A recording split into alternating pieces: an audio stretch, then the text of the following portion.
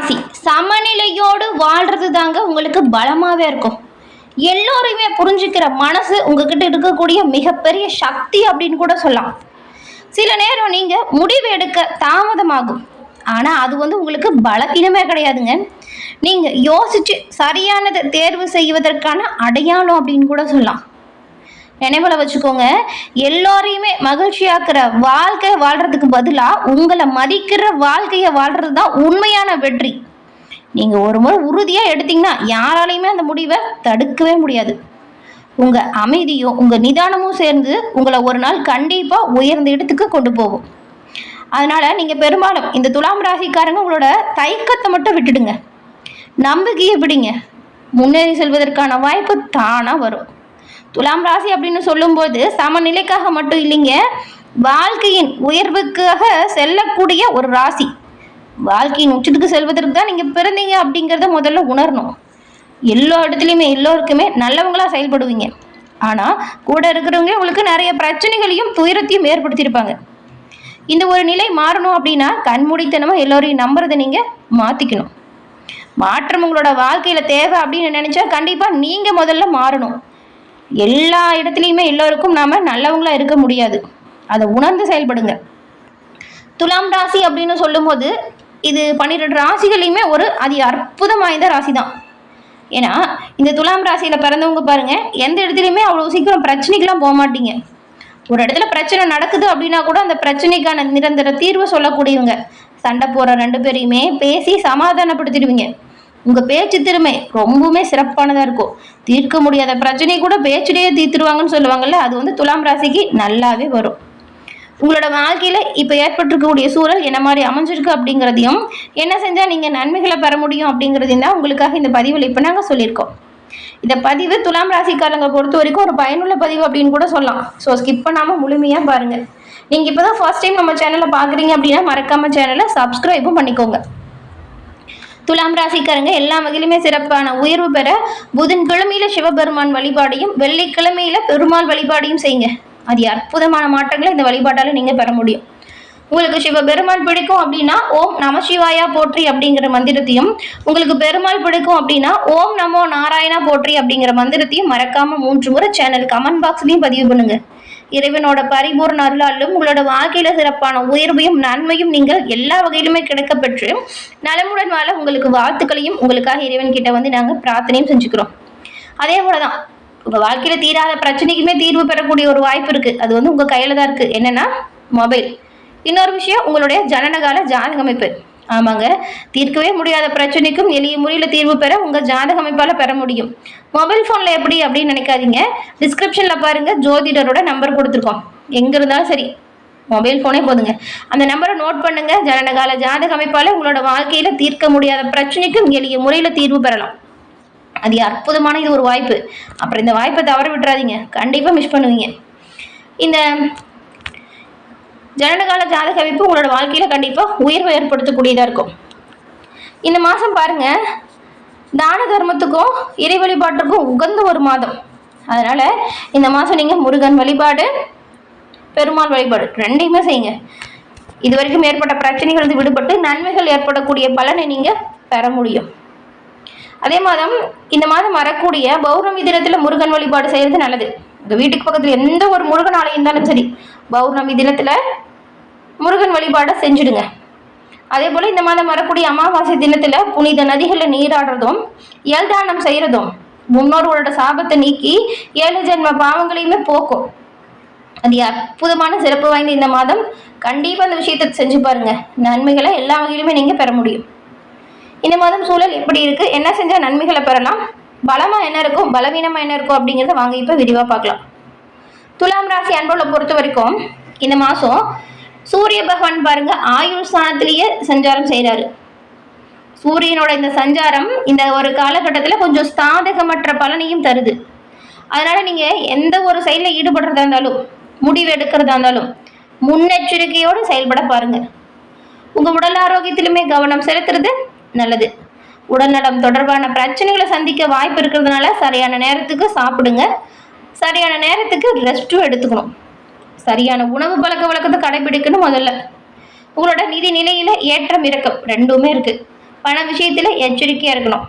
அதே சமயம் பணம் ஈட்டுவதற்கான சூழலுமே நல்லா இருக்குது. எந்த ஒரு விஷயமா இருந்தாலும் கடின உழைப்பு தேவைப்படும். ஈஸியாக செய்யலாம் நினச்சிருப்பீங்க, அது கொஞ்சம் கஷ்டமாக இருக்கும், அவ்வளோதான். ஆனால் பண வரவு நல்லாயிருக்கும். முக்கிய முடிவுகள் அதே போல் முதலீடு விஷயங்களில் இந்த மாதம் நீங்கள் ரொம்பவுமே கவனமாக எச்சரிக்கையாக செயல்படணுங்க. கூட இருக்கிறவங்ககிட்ட தான் நீங்கள் உண்மையிலேயே கவனமாக இருக்கணும். பண விஷயத்தில் நீங்கள் யாரையுமே முழுசாக நம்பாதீங்க. துலாம் ராசியில் இருக்கிற சித்திரை, அதுக்கப்புறம் சுவாதி, அதுக்கப்புறம் விசாகம், இந்த 3 நட்சத்திரக்காரங்களுக்கும் என்ன மாதிரியான அமைப்பு இருக்குது அப்படிங்கிறத தனித்தனியாக இப்போ விரிவாக பார்க்கலாம் வாங்க. முதல்ல இந்த துலாம் ராசியில் இருக்கிற சித்திரை 3, 4ஆம் பாதம் கொண்ட உங்களுக்கு உழைப்பால எந்த ஒரு விஷயத்திலையுமே வெற்றியை உதாரணமாக்கக்கூடியவங்க. உங்களுக்கு இந்த மாதம் பாருங்க ஏற்பட்டிருக்கக்கூடிய சூழல் அப்படிங்கிறது சில முன்னேற்றத்தை தரக்கூடிய வகையில் அமைஞ்சிருக்கு. எப்படிங்கிறீங்களா? இந்த தைரியக்காரகன் தாங்க செவ்வாய். செவ்வாய் வந்து சப்தம ஸ்தானத்தில் ஆட்சியாக சஞ்சாரம் செய்கிறாரு. இதனால பாருங்க நீங்கள் மெதுவாக செஞ்ச வேலையை கூட இப்போ வேகமாக செய்வீங்க. மற்றவங்களால முடிக்க முடியல அப்படின்னு விட்டுட்டு போன வேலையை கூட சிறப்பாக செஞ்சு முடிச்சு காட்டக்கூடிய அளவுக்கு நல்ல ஒரு உயர்வு ஏற்படுது. தன்னம்பிக்கை, அதுக்கப்புறம் நல்ல ஒரு தைரியம், இதுவுமே வருது. குடும்பத்தில் ஒரு சுபிட்சமான நிலை ஏற்படுது. சகோதரர்களுக்கிடையே நல்ல ஒரு அன்பும் நல்ல ஒரு ஆதரவும் இருக்கு. இதுக்கு முன்னாடி சண்டை போட்டு பேசாமல் இருந்தவங்க கூட பாருங்க இப்போ வந்து அவங்க செஞ்ச தப்பை உணர்ந்து உங்ககிட்ட பேசுவாங்க. குடும்பம், தொழில், அதுக்கப்புறம் உங்கள் வாழ்க்கையில் இது வரைக்கும் நிறைய பிரச்சனைகளை சந்திச்சிருப்பீங்க இல்லையா? அந்த பிரச்சனையுமே இந்த மாதம் பாருங்க முடிவுக்கு வரும். விட்டு கொடுத்து அனுசரித்து போகணும். கோவப்படுறத முதல்ல குறைக்கணும். அனுசரித்து போனால் பிரச்சனைக்கான முடிவை நீங்கள் நல்லபடியாக எடுக்கலாம். சூரியன் அஷ்டமஸ்தானத்தில் மறைகிறாரு. இந்த ஒரு காலகட்டத்தில் நீங்கள் முதலீடுகள் சார்ந்த விஷயத்தில் கவனம் செலுத்தணும். புதிய முயற்சிகளை மேற்கொள்ளும் பொழுது மார்க்கெட் நிலவரம் என்ன அப்படின்னு தெரிஞ்சுக்கிட்டு செய்கிறது நல்லது. அரசியல்வாதிகளை பொறுத்த வரைக்கும் எதிர்பாராத சின்ன சின்ன சங்கடம் உங்களோட செயல்களில் ஏற்படலாம். தலைமைக்கு உங்களுக்கும் இடையில இடைவெளி கூட வரலாம். உடல்நிலையில் அவ்வப்போது பிரச்சனை தலையை தூக்கலாம். எல்லா விஷயத்திலுமே கவனமாக்குறது நல்லது. வேலையில் இருக்கிறவங்க சின்ன சின்ன தவறால கூட நீங்கள் பிரச்சனையை பெருசாக்கிடலாம். அதனால சின்ன சின்ன தப்பு கூட இடம் கொடுக்காம கவனமாக வேலை விஷயத்தில் செயல்படணும். இந்த நேரத்தில் குரு சஞ்சாரம் சாதகமாக இருக்கிறதுனால எல்லா விஷயத்தையுமே சமாளிக்கக்கூடிய அளவுக்கு நல்ல ஒரு நிலை வரும். திருமண வயதில் உள்ளவங்களுக்கு நல்ல வரன் கிடைக்கும். நட்புகளால் லாபம் இருக்கு. கவனமாக இருக்கணும் பண விஷயத்தில் மட்டும். செல்வாக்குமே உயர்வுக்கு வரும். மாணவர்களோட கல்வி கனவு இப்போ நனவாகும். விவசாயிகளை பொறுத்த வரைக்கும் உழைப்பு அதிகரிக்குது. தம்பதிகள் உங்களுக்குள் இணக்கம் உயருது. ஒருத்தருக்கு ஒருத்தர் கொஞ்சம் விட்டு கொடுத்து அனுசரித்து போனால் நல்லது. குடும்ப நலனில் கொஞ்சம் அக்கறை காட்டுங்க. அதுக்கப்புறம் சுவாதி, புகழோடும் பொருளோடும் வாழ்ந்து வரணும் அப்படிங்கிற எண்ணத்தோடு எந்த ஒரு விஷயத்தையும் செய்வீங்க. உங்களுக்குமே இந்த மாதம் சில யோகமான அமைப்பு இருக்கு. ராகு பூர்வ புண்ணிய ஸ்தானத்தில் சஞ்சாரம் செய்கிறாரு. 26ஆம் தேதி வரைக்கும் குரு பார்வையுமே உங்களுக்கு இருக்கு. இதனால இது வரைக்கும் ஏற்பட்டிருந்த மனக்குழப்பம் உங்களை விட்டு விலகுது. எடுத்து எல்லா வேலையிலுமே இப்போ நீங்கள் சிறப்பாக வெற்றி வாய்ப்பு பெறுவீங்க.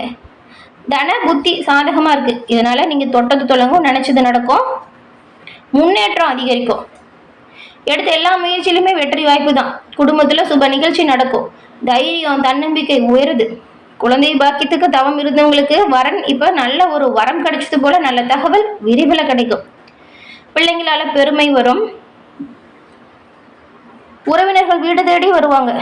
பிரிஞ்சு போனவங்க அவங்க தப்பு மன்னிச்சு வந்து சேருவாங்க பாருங்க. அடுத்த மாதம் 10ஆம் தேதி வரைக்கும் அதிர்ஷ்டக்காரகன் சுக்கிரன் பாக்கியஸ்தானத்தில் சஞ்சாரம் செய்யறதுனால பொருளாதார நிலையில உயர்வும் இருக்கு. மற்றவங்களுக்கு உதவி செய்யக்கூடிய அளவுக்கு வசதி வாய்ப்புமே வரலாம். சமூகத்தில் தனி அந்தஸ்து, நல்ல ஒரு மரியாதை வரும். உத்தியோகஸ்தர்கள் எதிர்பார்த்த பதவி உயர்வு கிடைக்கப்பட்டு நல்ல ஒரு முன்னேற்றத்தை பெற போறீங்க. தனியார் நிறுவனத்தில் வேலை செய்கிறவங்க வேலையை விட்டுட்டு புதுசாக வேலைக்கு சேரலாமாங்கிற எண்ணம் வரும். அதை கொஞ்சம் தவிர்க்கிறது நல்லது.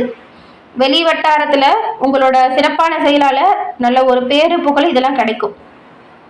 அடுத்து பாருங்க விசாகம். விசாகத்தில் 1, 2, 3ஆம் பாதம் இருக்கு. அறிவாற்றலால் எல்லாத்தையுமே வெற்றி பெறக்கூடிய உங்களுக்கு பிறந்திருக்கும் மாதம் யோகமான சூழல் வருது. 26ஆம் தேதி வரைக்கும் இந்த பாக்கியஸ்தானத்தில் சஞ்சாரம் செய்கிறார் குரு. அது உங்கள் ராசியவே பார்க்குறாரு. குரு பார்க்க கோடி புண்ணியம் கிடைக்கும் அப்படின்னு சொல்லுவாங்கல்ல, அந்த வார்த்தை கேட்டது போலதான் உங்கள் செல்வாக்கும் அந்தஸ்தும் இப்போ உயரப்போகுது. நேற்று வரைக்கும் உங்களை அலட்சியமாக பார்த்தவங்க கூட இப்போ நல்ல ஒரு மரியாதையோடு பார்க்கக்கூடிய நிலை உண்டாகுது. இழுப்பறியாக இருந்து வந்த வேலை முடிவுக்கு வரும். பொன்பொருள் சேர்க்கை நல்லபடியாக கிடைக்கும். அடமானத்தில் இருந்த நகையை மீட்பதற்கான வாய்ப்பு கூட ஒரு சிலருக்கு கிடைக்கும் பாருங்க. அப்படின்னா பொருளாதாரம் நல்லா இருக்கும். கையில் பணப்புழக்கம் வரும். புதுசாக தொழில் தொடங்கணும் அப்படின்னு முயற்சி செய்கிறவங்களுக்கு வெற்றி வாய்ப்பு கிடைக்கும். அதிர்ஷ்ட காத்து உங்கள் பக்கம் வீசுதுங்க. அரசியல்வாதிகளுக்கு பொறுத்த வரைக்கும் எதிர்பார்த்த பொறுப்பு கிடைக்க வாய்ப்பு இருக்கு. தலைமையின் ஆதரவு உங்களுக்கு பக்கபலமாக இருக்கு. எல்லா வாய்ப்புகளுமே சரியாக பயன்படுத்திக்கிட்டா நன்மையை கொடுக்கக்கூடியதாக இருக்குது. அதனால் வரக்கூடிய வாய்ப்புகளை தவற விடாமல் சரியாக பயன்படுத்திக்கோங்க. நன்மையும் மேன்மையும் எல்லா வகையிலுமே நீங்கள் கண்டிப்பாக பெற முடியும்.